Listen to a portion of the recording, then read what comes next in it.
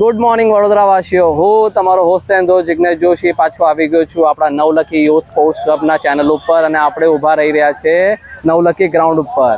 પાછળનો વ્યૂ આવી રહ્યો છે જ્યાં રોડ સાઈડ રાજમહેલ રોડ ઉપર બધી ગાડીઓનો અવર જવર થઈ રહ્યું છે અને એની પાછળ જે તમે જોઈ શકો છો નવલખીના બધા જ પ્લેયરો ક્રિકેટ રમી રહ્યા છે અને બહુ સારી રીતે એ લોકો એન્જોય કરી રહ્યા છે. તો આપણે આજે પાછા નવી ટીમ સાથે આવી ગયા છીએ અને બે નવી ટીમના નામ છે GM11 અને બરોડા લાયન્સ.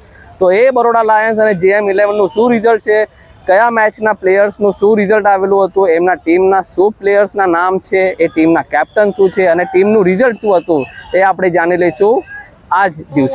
Thank you. આપણે વાત કરેલી હતી કે બરોડા લાયન્સ અને GM11ની મેચનું રિઝલ્ટ આપવામાં આવશે અને આપણે હમણાં મળી રહ્યા છે બરોડા લાયન્સના કેપ્ટન અને જે શાનદાર વિકેટ કીપર છે મોઇન. Thank you. તો આ છે એમની ટીમ અને આપણે હવે જાણીએ કે ભાઈ શું રિઝલ્ટ આવ્યું છે. તો મોઇનભાઈ જરા કહો તમારા મેચનું શું રિઝલ્ટ હતું, કયા પ્લેયરે સારા રમ્યા છે અને શું આપણે સારું કરેલું હતું, શું કોર્ડિનેશન હતું, જરા જણાવો. પહેલી મેચ અમારી 12 ઓવરની હતી અને અમે સામે GM11ને 104નો ટાર્ગેટ આપ્યો હતો. ઓલમોસ્ટ એ લોકોને અમે 30+ રન્સથી એ લોકોને અમે હરાયા છે અને એમાં સારી બેટિંગ કરી છે રવિ રાવલે અને બોલિંગમાં સારું કર્યું છે મિતેશ ઉપાલે, પછી રવિ કદમ છે. અને બીજી મેચની અંદર બી અમે એ લોકોને ટાર્ગેટ જ આપ્યો હતો, ઓલમોસ્ટ 90 રનનો ટાર્ગેટ આપ્યો હતો અને એમાં બી અમે લોકો જીત્યા છે સારી રીતે. કન્વિન્સિંગ વિન હતી અમારી અને એમાં બી બેટિંગ કરી છે. તો ઉપર જઈને અમારે કેપ્ટન મતલબ જે એઝ યુઝ્યુઅલી અમારે કેપ્ટન છે એવું નથી, પિન્ટુ કરીને છે અમારે કેપ્ટન, એમણે રન માર્યા છે સારી રીતે અને બોલિંગ બી કરી છે રવિ રાવલ, રવિ કદમ અને વિમલભાઈ સારી બોલિંગ કરી છે. ઓવરઓલ સારું રહ્યું આજે, પણ આજે હ્યુમિડિટી બહુ વધારે છે, ગરમી વધારે છે આજે. ગરમીનો માહોલમાં બહુ સારી વિન થઈ છે બરોડા લાયન્સની. હવે જાણી લઈશું આપણે કે J11નું શું હતું રિઝલ્ટ, એ આપણે એમના ટીમ સાથે વાત કરીને મળીશું. Thank you. Thank you. આપણે હવે મળી રહ્યા છે GM11ના કેપ્ટનને અને એમના ટીમને.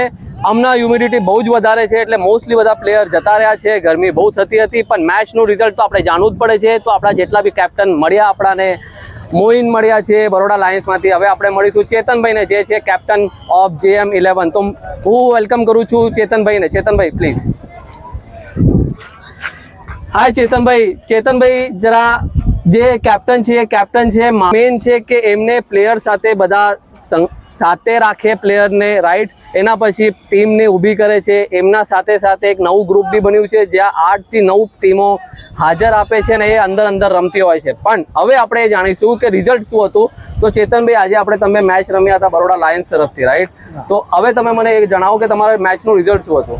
અમારું મેચનું રિઝલ્ટ આમ જોઈએ તો પરફોર્મન્સ સારું હતું, પણ ઘણી વખત ફિલ્ડરથી મિસ ફિલ્ડિંગના લીધે, કેચના લીધે અમે મેચ બહુ નજીક ઓછા સ્કોરે એટલે અમારે છે.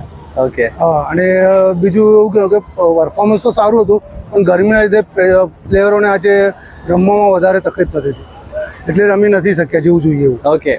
તો તમે 2-1થી હાર્યા કે પછી બંને મેચ હાર્યા? બંને મેચ હારી ગયા. તો બંને મેચ હારી ગયા છે, પણ હા, હ્યુમિડિટીના કારણે મેચનું પરફોર્મન્સ થોડું સારું હતું, થોડું ખરાબ હતું. પ્લેયર્સનું એનર્જી લેવલ ડાઉન હતું. કયા પ્લેયર્સના એનર્જી લેવલ વધારે હતા, જે સારું રમ્યા એ ટીમ જીતી જાય છે, બરોબર છે?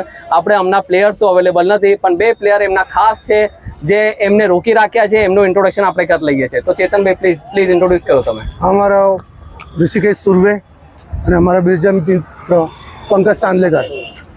ઓકે. તો આ છે પ્લેયર GM11ના અને આવી જ રીતે આપણે નેક્સ્ટ સન્ડે બી મળતા રહીશું નવી ટીમ સાથે. પણ યાદ રાખો, હ્યુમિડિટી વધારે છે તો આપણે હવે નેક્સ્ટ સન્ડે લાઈવ મેચ આપણે બતાવીશું, ના કે મેચ પત્યા પછી પ્લેયર જતા રહ્યા. તો ચાલો, થેન્ક યુ. મસ્ત.